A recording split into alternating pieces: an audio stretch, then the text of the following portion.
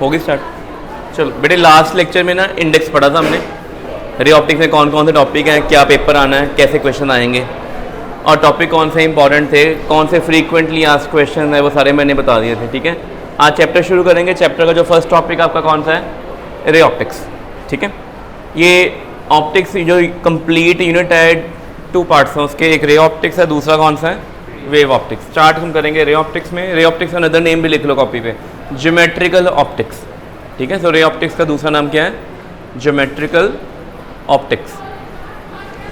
इसमें हम geometry use करते हैं, लाइंस एंगल्स यूज़ करेंगे, straight lines, rays, line segments. ठीक है, बिकॉज लाइट ट्रेवल करती है स्ट्रेट लाइन में। ठीक है, और अगर माइक्रोस्कोपिकली लाइट को आप वेव फॉर्म में नहीं देख रहे तो स्ट्रेट लाइन ही कंसिडर करोगे, रेक्टिलिनियर प्रोपेगेशन ऑफ लाइट। ठीक है, जैस्मिन गेट बंद कर दो। चलो सबसे पहले देखो, ray of light is a straight line path followed by light in going from one point two, ये हमें पता। जो वन पॉइंट दिया हुआ, this is the origin, source, कहाँ से लाइट निकलेगी। ठीक है, और कहाँ तक लाइट जाएगी? ऑब्स्टेकल। आपको कौन से ऑब्स्टेकल चाहिए? ट्रांसपेरेंट, लाइट को रोकने के लिए, कि ओपेक? ओपेक चाहिए। ट्रांसपेरेंट से लाइट पास होती है, उसकी स्पीड में चेंज आएगा, that is known as refraction. But जब तक वो मीडियम सेम चल रहा है तो हमारे पास क्या होगी? लाइट स्ट्रेट पाथ में ट्रेवल करेगी without any change in speed. ले लो बेटे। ठीक है, तो इसको रेक्टिलिनियर, अपनी कॉपी पे लिखो, light follow rectilinear propagation. Light follow rectilinear propagation.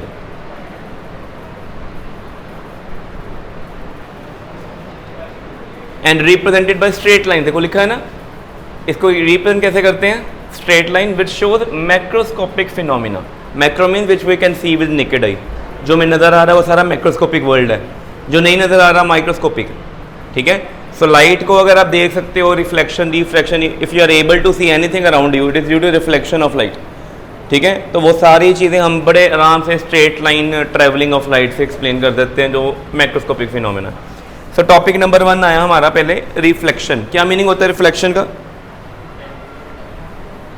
Bouncing back कहेंगे, बेंडिंग नहीं कह सकते एग्जैक्टली, क्योंकि बेंडिंग रिफ्रैक्शन भी होती है।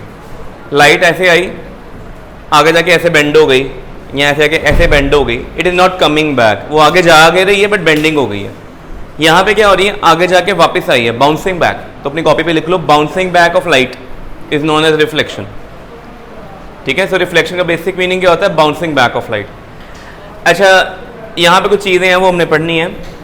क्या ये जो सरफेस नज़र आ रही है, it is a uniform surface और नॉन यूनिफॉर्म? यूनिफॉर्म सरफेस है। यहाँ पे जो रिफ्लेक्शन होगी कौन सी होगी? रेगुलर। अपनी कॉपी पे लिख लो, रिफ्लेक्शन 2 टाइप्स की होती है, regular and irregular. Regular and irregular reflection. ठीक है, और बड़ा सिंपल सा लॉजिक है यहाँ पे, that this line is known as, ये रे कौन सी है? Incident ray. ये कौन सी है? Reflected ray. और ये क्या है यहाँ पे? नॉर्मल। नॉर्मल का मीनिंग क्या होता है? Any line which is perpendicular to the point of contact. याद रखना, अगर सरफेस स्ट्रेट है तो नॉर्मल ड्रॉ करना बहुत ईजी है, बट अगर सरफेस स्ट्रेट नहीं है तब क्या प्रॉब्लम पड़ती है? तो आगे कोई करते हैं, देखते हैं। पहले डायग्राम ड्रॉ कर लो। गुरप्रीत अपनी क्लास से वो डस्टर ले आओ, उधर से पड़ा हुआ है।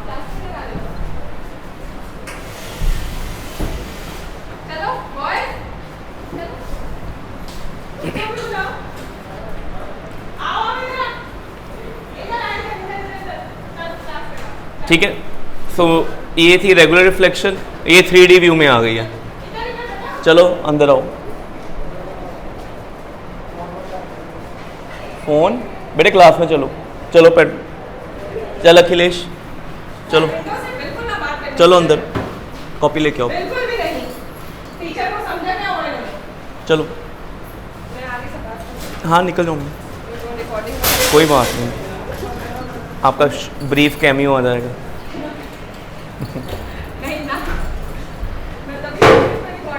चलो पहले ये ड्रॉ कर लो डायग्राम।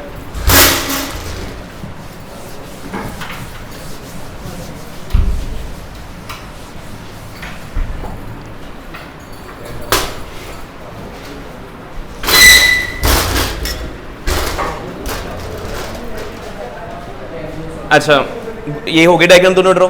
वो थी फ्रंट व्यू, ये था 3D व्यू। यहाँ पे बड़ी इंपॉर्टेंट चीज़ मिल रही है, ये डॉटेड प्लेन है। इस प्लेन में कौन कौन है? इंसिडेंट रे, नॉर्मल और कौन है? Reflected ray. तीनों क्या है? सेम प्लेन में। तो आपने याद रखना है, laws of reflection class 8th में भी पढ़े हुए हैं, 7th में भी किए हुए हैं, 10th में भी किए हुए हैं कि पहले तो आई इक्वल टू क्या होता है? आर के equal, and second incident ray, normal and reflected ray, तीनों क्या होते हैं?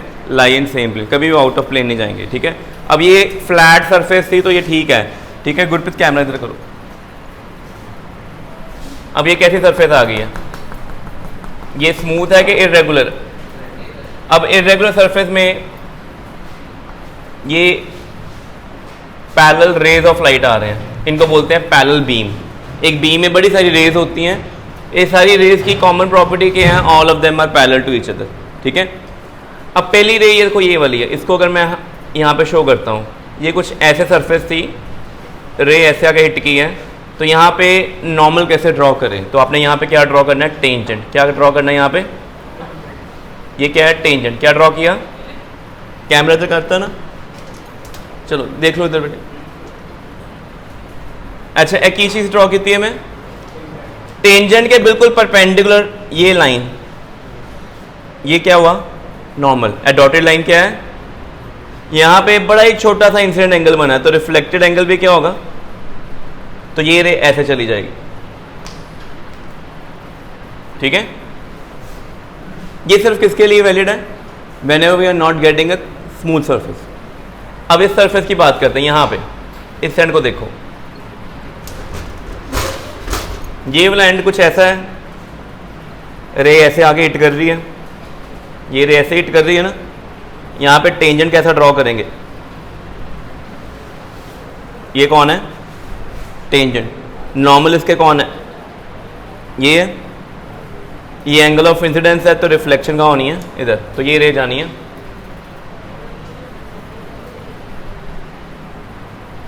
और ऐसे ही आप ये रे भी ड्रॉ कर सकते हो, तो ये रे भी इधर जाएगी कहीं पे। तो इंसिडेंट रे तीनों क्या थी? पैरेलल। इंसिडेंट रे तीनों क्या थी? बट रिफ्लेक्टेड रे तीनों है पैरेलल? नहीं है। बट अगर इससे क्या इंफॉर्मेशन मिलेगी अगर दे आर नॉट पैरेलल? इसको बोलेंगे डिफ्यूज्ड रिफ्लेक्शन। क्या बोलेंगे? तो जो जो रिफ्लेक्शन इस रूम में आपको वॉल से, फ्लोर से, टेबल से मिल रही है, सारी कौन सी है? ये वाली। और जो आपकी वॉच ग्लास के डायल से मिलेगी, मिरर से मिलेगी, वो कौन सी होगी? ये वाली। हम देखा होगा कहीं वॉच के ग्लास से सनलाइट आंखों में सीधी लगती है। ठीक है, वो कौन सी रिफ्लेक्शन होती है? रेगुलर। पैरेलल रेज आ रही हैं, पैरेलल ही जाएंगी। बट इसमें क्या हुई? आई पैरेलल थी, बट क्या होगी? डिफ्यूज हो गई। सो बड़ी सारी रेज में कोई 2-3 ही हमारी आई पे पहुंचेंगे, हमें इतना फील ही नहीं होगा।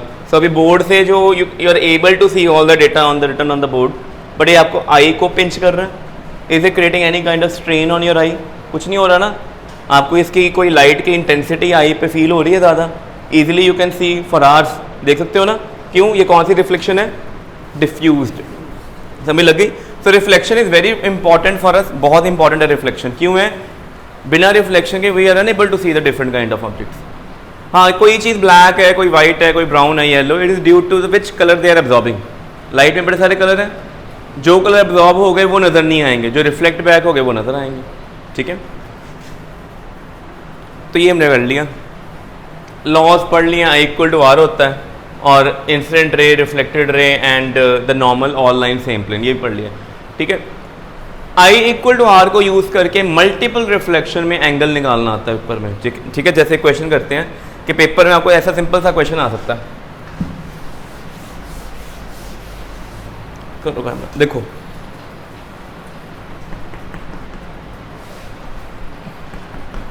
कितने मिरर हैं यहाँ पे? अच्छा, ये इंक्लाइंड है थीटा एंगल पे, मेरे को नहीं पता थीटा कितना। लेट्स से ये कोई रे आई, कहते हैं first mirror M1, second mirror M2। Paper में बोला क्या है? कहते हैं पहली रे आ रही है parallel to the second mirror. ये किसके पैरेलल है? यहाँ से रिफ्लेक्शन होती, कितने एंगल पे हिट करती है? लेट्स से 70 डिग्री पे। कितने एंगल पे हिट की? बस इतना बोला और पैरेलल बोला। कहते हैं trace the final reflected ray, trace the with proper measurements. अब यहाँ पे रे की मेजरमेंट नहीं कर सकते, रे के एंड पॉइंट्स एक ही होता है। किसके मेजरमेंट करेंगे? एंगल्स की। तो बताओ कैसे करेंगे क्वेश्चन? सबसे पहले हमें यहाँ पे क्या ड्रॉ करना पड़ना है, नॉर्मल। ये 70 है तो ये कितना होगा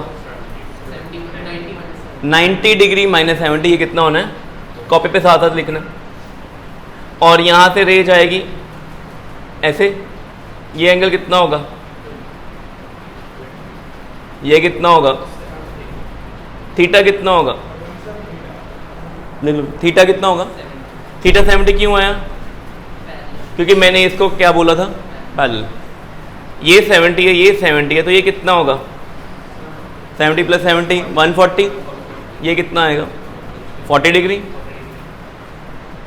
यहाँ पे नॉर्मल, ये होगा नॉर्मल, नॉर्मल के साथ ये कितना एंगल है 90 माइनस 40 कितना होगा 50 डिग्री, ये कितना होना है। तो यहाँ से रिफ्लेक्टेड रे ऐसे जाएगी और ये दोनों एंगल कितने होंगे, ठीक है। तो ये मैं ट्रेस कर लिया। अच्छा, अब ना मेरी डायग्राम थोड़ी ज़्यादा कॉम्प्लिकेटेड हो गई है, पेपर में मैंने पेन पेंसिल कॉम्बिनेशन यूज़ करना। अब मैं ना अपनी रे को ना थोड़ा हाईलाइट कर देता हूँ। ये मेरी इंसिडेंट रे थी, ये मेरी गई फर्स्ट रिफ्लेक्टेड, ये आई मेरी, अब ठीक है।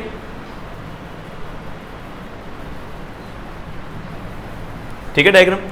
तो पेपर में ऐसा क्वेश्चन भी आ सकता है। इस पूरे क्वेश्चन में यूज़ क्या किया है, लॉज ऑफ रिफ्लेक्शन, ठीक है। ये क्लास 10th में भी क्वेश्चन बनता है, ये +2 में भी आ सकता है, ठीक है। It is part of syllabus, ठीक है। सो आपको ये लॉज के ऊपर कभी स्टेटमेंट नहीं आएगी, इन लॉ को यूज़ करके ऐसे क्वेश्चन आएंगे। कंडीशंस अलग अलग होगी, बट ट्राई क्या करना है, use only I equal to R, 90 minus I, 90 minus R, angle sum property. तो देखो इस पूरे सम में हमने एंगल सम प्रॉपर्टी यूज़ की है, वो किस पे अप्लाई होती है, लाइंस के ऊपर। और ये ज्योमेट्री का पार्ट है ना, तो क्लास 9th में हमने लाइंस एंड एंगल्स पढ़ा था ना, ज्योमेट्री, वो इसलिए पढ़ा था ताकि +2 में आप ऑप्टिक्स ज्योमेट्रिकल ऑप्टिक्स इजीली कर लो, ठीक है। आगे करते हैं, ठीक है। नेक्स्ट अगला टॉपिक, कौन से मिरर आए हमारे पास, सफेरिकल मिरर। अच्छा, पहले तो सफेरिकल मिरर होते क्या हैं, they are part of large hollow sphere. बहुत बड़ा कोई होलोस्फेयर होगा, होलोस्फेयर का कोई छोटा सा पार्ट, जैसे देखो ये होलोस्फेयर नज़र आ रहा है आपको पूरा, ये क्या है उसका पार्ट, ये भी कौन है, बट इसमें दो चीज़ें हैं। ये जो डैश्ड पार्ट है ना आउटसाइड, ये डैश किया हुआ है ना, ग्रे कलर का किया हुआ है, ये कौन साइड होती है, ओपेक साइड। क्या कहना है इसको, ओपेक का मीनिंग क्या होता है, वेयर लाइट इफ हिट, ठीक है, डजंट रिफ्लेक्ट बैक। इफ अगर रिफ्लेक्ट बैक करती भी है तो बड़ी कम करेगी। शाइनिंग पार्ट में 100% लाइट रिफ्लेक्ट बैक करती है आइडियल केस में, ठीक है। तो पहले तो आपने याद रखो, अपनी कॉपी पे दो डायग्राम ड्रॉ करो। इस केस में कितनी सरफेस है, देखो एक होती है बेंट इन, कौन सी होती है, एक होती है bulge out, that is bent in, that is bulge out.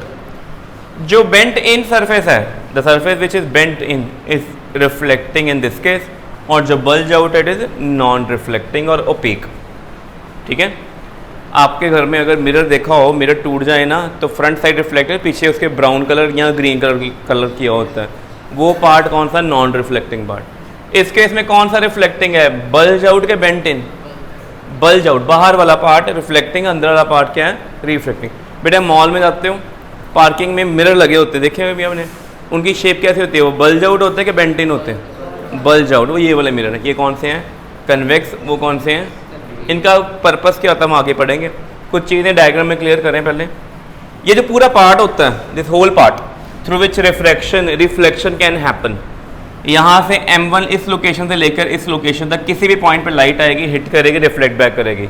इस पूरे रीजन को बोलना है अपर्चर। क्या बोलना है, अपर्चर, ठीक है। हमारे फ़ोन के जो होते हैं कैमरा होते हैं, उनका भी पर्चर होता है। डिजिटल कैमरा का पर्चर एडजस्ट कर लेते हैं हम, ठीक है। हमारे आई का भी पर्चर है, अगर आई ऐसे बंद कर लेंगे पर्चर छोटा हो जाएगा, आई पूरी खोल लेंगे पर्चर क्या हो जाएगा, ज़्यादा हो जाएगा। So maximum number of light rays which are incident on any region, that particular region को बोलेंगे अपर्चर। मान लो मैंने आउटर मोल्डिंग लगा दी, कवरिंग कर दी, तो मैंने बोला पर्चर रीजन क्या कर दिया, कम कर दिया। अगर मोल्डिंग हटा दिया पर्चर क्या हो जाएगा, बढ़ जाएगा। अपर्चर का बिल्कुल सेंट्रल पॉइंट उसका क्या कहते हैं, pole, geometrical centre of aperture. Aperture ये पूरा है, इसका टॉप से लेकर बॉटम तक बिल्कुल हाफ करके यहाँ पे जो सेंटर पे पॉइंट आएगा क्या बोलेंगे इसको, पोल। क्या कहना है, pole origin of spherical mirror होता है, all distances are made from pole. कोई भी सफेरिकल सरफेस आए ये वाली रिफ्लेक्टिंग है, आगे जाके रिफ्रैक्टिंग भी पढ़ेंगे, ठीक है। हमारा जो ग्लास है ना, शीशा देखते हैं स्पेक्स में, ये भी क्या है, सफेरिकल नेचर में ही है, तो इसका ये भी अपर्चर क्या है, सफेरिकल ही है। अच्छा, फिर पोल भी हो गया, अपर्चर भी हो गया। ये जो मिरर है, this mirror is a part of hollow sphere, उस हॉलो स्फीयर का सेंटर भी तो होगा, उसको क्या बोलेंगे, centre of curvature. Curved path का जो सेंटर है दैट इज, ठीक है। तो C is a centre of hollow sphere whose spherical mirror itself a part, ठीक है। स्फेरिकल मिरर जिस हॉलो स्फीयर दा पार्ट हैगा सी, ਉਹਦੇ सेंटर ਨੂੰ ਕੀ ਕਵਾਂਗੇ ਅਸੀਂ, सेंटर ऑफ कर्वेचर। और आइडिया लेना है चीज़ का, अगर इधर देखो बोर्ड पे कैमरा करें, अगर आपने कभी सी बनाते हो ना, जैसे ये देखो, आपने ट्राई करना है 6 लाइन्स का बनाना है, कोई भी मिरर कितनी लाइन का बनाना है, 6 लाइन का, 6 4 8 ईवन नंबर। ईवन नंबर का बेनिफिट है होंगे, जी कॉपी पर लाइन्स लगी होंगी ना, उसका ये जो लाइन होती है जो पोल और सेंटर से पास करती है, इसको बोलते हैं प्रिंसिपल एक्सिस, वो पूरी लाइन बुक के लाइन के ऊपर ही होती है, कॉपी के लाइन के, ठीक है। अच्छा, सी कहाँ पे लें, तो जब भी आपने मिरर ड्रॉ किया तो आपने रफ एस्टिमेट कर लेना है कि ये कितना बड़ा सफ़ेयर बनेगा। जैसे इतना सफ़ेयर बन रहा है, तो मैंने एस्टिमेट लगाया कि इसका सेंटर कहीं यहाँ पे होगा। मेजरमेंट नहीं करने बैठनी, ना सी बहुत पास बनाना है ना बहुत दूर बनाना है। आपने क्या करना है, मिरर बनाने के बाद डॉटेड लाइन ड्रॉ करके एक रफ सर्कल ड्रॉ करके देख लो, उस रफ सर्कल का सेंटर कहाँ पे लग रहा है, वहाँ पे सी ड्रॉ कर दो। और याद ना, पी से 3 लाइन नीचे हैं तो 3 लाइन पी से क्या होंगे, ऊपर, बिल्कुल सिमेट्रिकल होना चाहिए, ठीक है। क्लियर हो गया।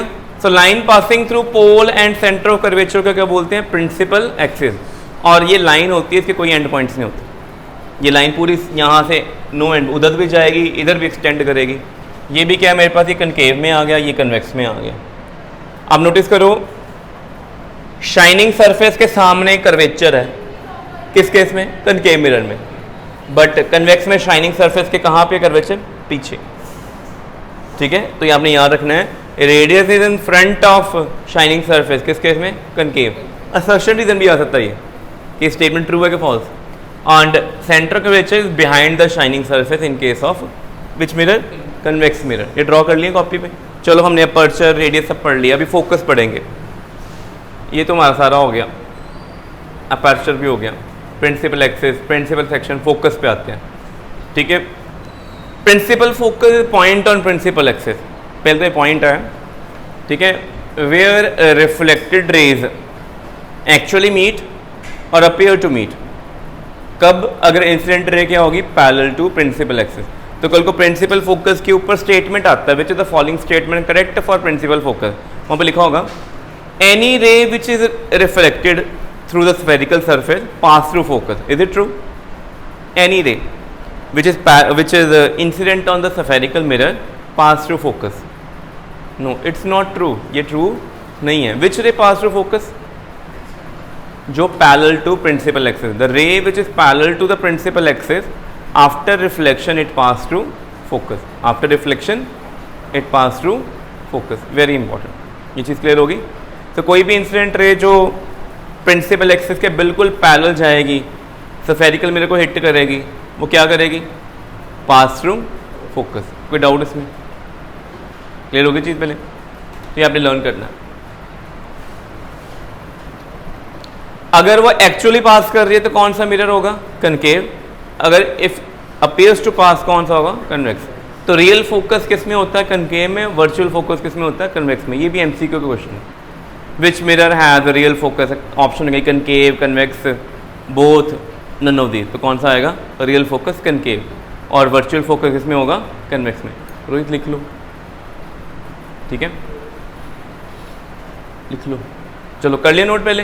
तो नीचे देखो वर्चुअल पॉइंट और केस ऑफ कनकेव क्या है, रियल पॉइंट। अब वो डायग्राम्स में होकर ड्रॉ की हुई हैं, आपने करनी है ड्रॉ। क्या हो गया तुम्हें अभिजीत, क्या हुआ? अच्छा, मैं क्या पता नहीं, कुछ तुम्हारे पुराने शौक, आउटकम्स, उनके आउटकम्स ठीक है ना सब कुछ? एडुट तो नहीं क्या कुछ? गुड। अच्छा देखो बेटे, पहला केस और दूसरा केस, ठीक है, एक कर ली note.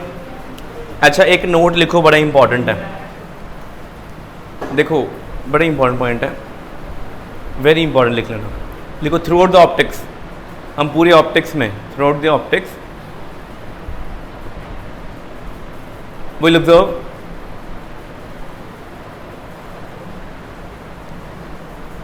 Paraxial and marginal rays, paraxial and marginal rays, पूरे ऑप्टिक्स में 2 रेज पढ़ेंगे, पैराएक्सियल एंड मार्जिनल रेज, इससे ज़्यादा नहीं कुछ होगा,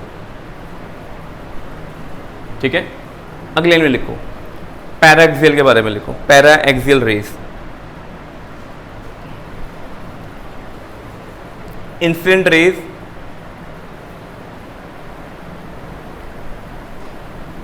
which are very close to the pole, which are very close to the pole and making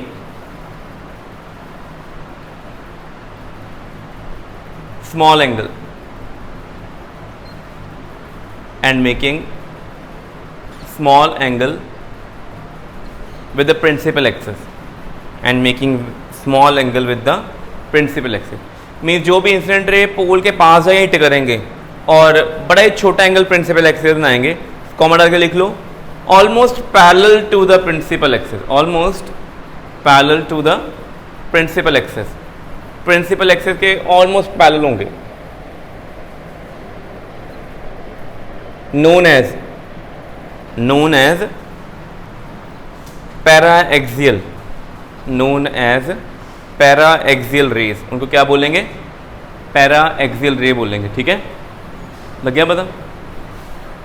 लिखो all laws of reflection, all laws of reflection followed by paraxial raise,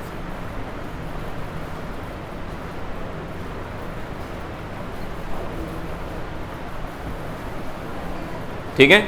तो अगर मैं यहाँ पे जितने भी लॉज बताए हैं, जो भी डायग्राम में ड्रॉ करूँगा, मैं कुछ नहीं बोलूँगा, मेरी सारी रेज हमेशा क्या होंगी, पैराएक्सियल। पूरे ऑप्टिक्स में जब तक कुछ नहीं बोला जाए, every kind of incident ray is paraxial, they are not exactly parallel to the principal axis but are making very small angle. अब वो स्मॉल एंगल को हम यूज करेंगे यहाँ पे, ठीक है। दूसरा लिखो मार्जिनल रेज नीचे, whereas marginal rays are far away from, या फार ना लिखो, अवे लिख लो, are away from pole, marginal rays pole से दूर हिट करती हैं, are away from pole and doesn't follow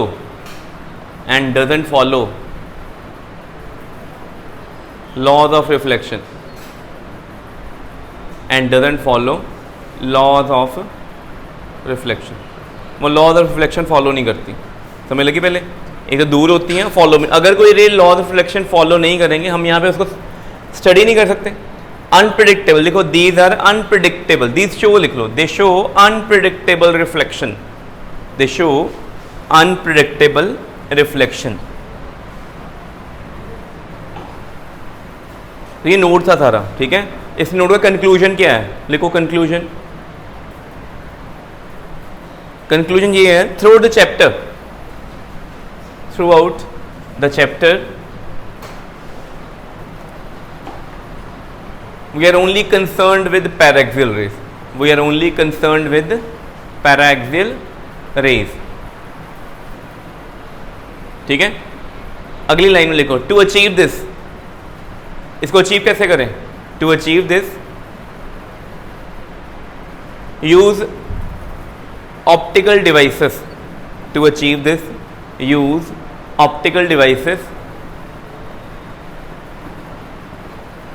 with smaller aperture, use optical devices with smaller aperture, optical device कैसे यूज़ करने हैं, छोटे अपर्चर वाले, and objects at larger distance, objects at larger distance। ये सारा हमने ना चैप्टर में इसी के बारे में पढ़ना है बेटे। अगर आपने लैब में प्रैक्टिकल किया हो ना, याद करो, ऑब्जेक्ट मिरर वाला, लेंस वाला किया था ना, लेंस इतना सा होता है, ऑब्जेक्ट कम से कम उससे कितने दूर रखते हैं, हाफ मीटर, 60 सेंटीमीटर, 80, इसका अपर्चर हार्डली है कितना, 6 सेंटीमीटर, मैक्सिमम कितना है 6, डिस्टेंस कितना है 40, 50, 60 centimetre, it is much larger as compare to this aperture.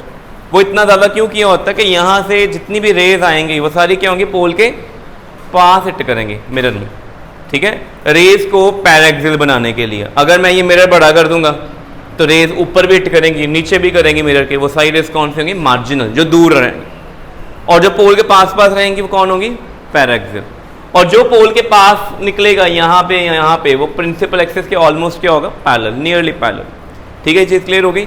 अब एक क्वेश्चन आता है पेपर में कि फोकस की पोजीशन कहाँ पे होती है, पता है वैसे सी और पी के रिस्पेक्ट में, तो सेंटर, मिड पॉइंट, मीन अगर पी से सी तक का डिस्टेंस रेडियस है, पी से एफ तक का डिस्टेंस फोकल लेंथ है, focal length is half of radius.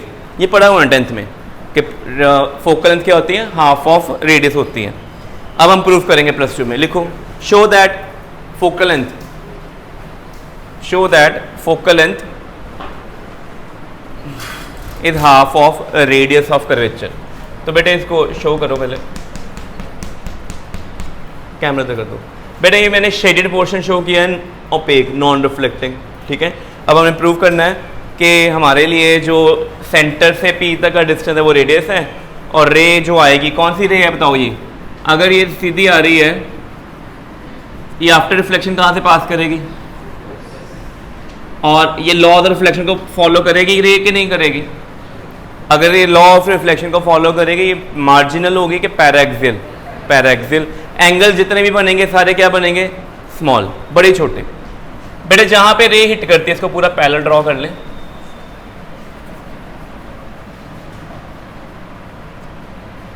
यहां पे हमने क्या ड्रॉ करना है, टेंजेंट। देखो इस जगह पे पहले ये कौन होगा, ये क्या ड्रॉ किया मैंने, टेंजेंट। ये कौन है,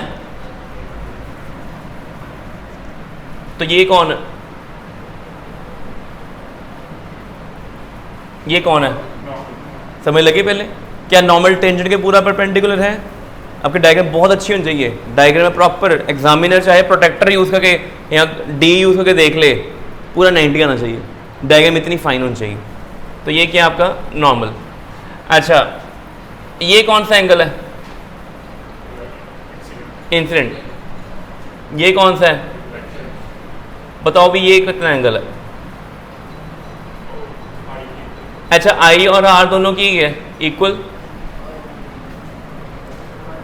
बेटे ये एंगल है आई, क्यों है, ऑल्टरनेट इंटीरियर एंगल। ये एंगल कितना होगा,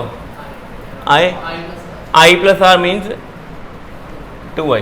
ठीक हो गया, पहले लेबल करते हैं। ये पॉइंट को लेबल किया ए और ये तो पी है, ठीक है। क्या लगता है आपको ए और पी, एपी जो एपी डिस्टेंस है वो स्ट्रेट लाइन है क्या कर्व है, कर्व, ठीक है। अगर ये ए पॉइंट पी के बहुत पास आ जाए तो क्या होगा, स्ट्रेट लाइन। मार्जिनल रेस पढ़ रहे हो कि पैराक्सिल पढ़ रहे हो, पैराक्सिल में ए पॉइंट पी के पास आना चाहिए कि दूर जाना चाहिए। अपनी कॉपी पे लिखो, पहले डायग्राम ड्रॉ कर लेनी है, पहले लिख लो, लिखो for paraxial race, for paraxial race जो ये एपी आर्क है ना वो क्या है, एपी लाइन सेगमेंट। देखो एपी के ऊपर मैंने ऐसे लाइन ड्रॉ की है ना, ये किसका सिंबल होता है, आर्क, और कुछ ना लगाए तो डिस्प्लेसमेंट, ठीक है। अब आप मेरे को बताओगे कैलकुलेशन यहाँ पे करनी है, इस पॉइंट को फोकस कह देते हैं, ये सी कह देते हैं। अच्छा रोहित तुम बताओ ट्राइंगल एपीएफ, कौन सा ट्राइंगल, बोर्ड पूरा आ रहा है, ट्राइंगल एपीएफ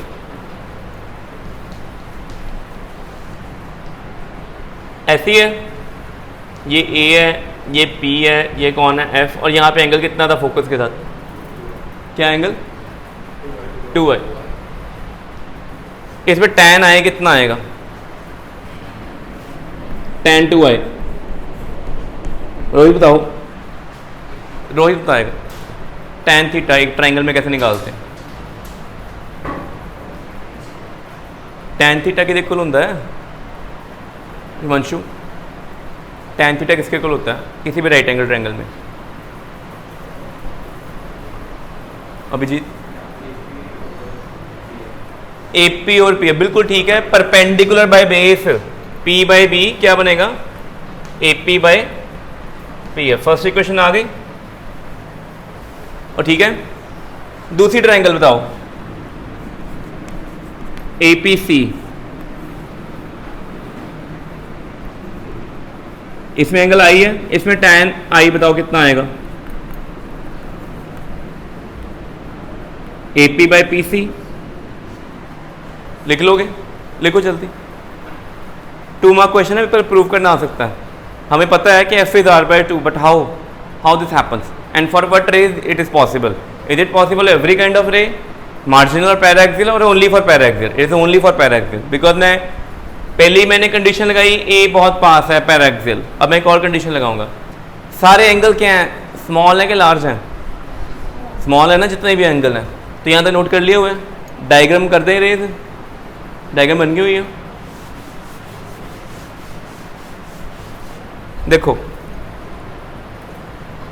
सेंस आपने पढ़ा, ये थीटा जब 0 को अप्रोच करता है तो थीटा, टैन थीटा और साइन थीटा तीनों क्या होते हैं? वीडियो चल रही है? थीटा, टैन थीटा और साइन थीटा तीनों क्या होते हैं अगर थीटा 0 को अप्रोच करे? तीनों इक्वल होते हैं। क्लास 11th में लिमिट्स एंड डेरिवेटिव किया था। Limit x approaches to 0, sine x by x 1, tan x by x 1, sine x by tan x। But ये कब होते हैं इक्वल? जब एंगल क्या हो, स्मॉल हो। तो यहाँ पे क्या है, स्मॉल है। तो देयरफॉर मेरा जो टैन आई होगा आई के इक्वल, टैन 2i होगा किसके इक्वल होगा? 2i के इक्वल। ये इक्वेशन 1 थी, ये इक्वेशन 2 कर दो, ये लिखो, ये ठीक है पहले कि टैन आई के इक्वल होगा, टैन 2i किसके इक्वल हो गया? 2i के इक्वल, ठीक है। लिखो therefore equation 1 and 2 becomes, therefore equation 1 and 2 becomes I equal to AP by PC, 2i equal to AP by SC PF। इन दोनों को यूज करके कोई इंफॉर्मेशन मिल रही है आपको? कह सकते हैं 2 time AP by PC almost equal to AP by PF and PF is almost equal to PC by 2। PF कौन है? Focal length. PC कौन है? हो गया ट्रू। बट ये किन के लिए ट्रू है? कौन सी रेस के लिए? पैराक्सियल। और सारे रिफ्लेक्शन के जो लॉज हैं किसके लिए ट्रू हैं? पैराक्सियल। तो हमने आज स्फेरिकल मिरर तक पढ़ा है, फोकल लेंथ को half of the radius prove कर दिया। तो इतना करो, ठीक है। बाकी हम कल कंटिन्यू करेंगे कार्टेशियन साइन कन्वेंशन से और नेक्स्ट आगे, ठीक है।